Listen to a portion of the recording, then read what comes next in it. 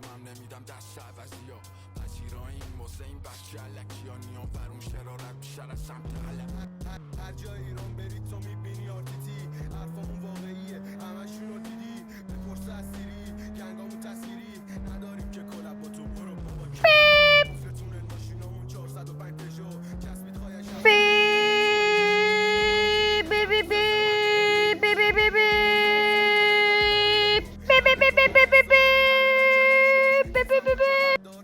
سلام بچه‌ها چطورین؟ لطفا لایک و کامنت فراموش نشه.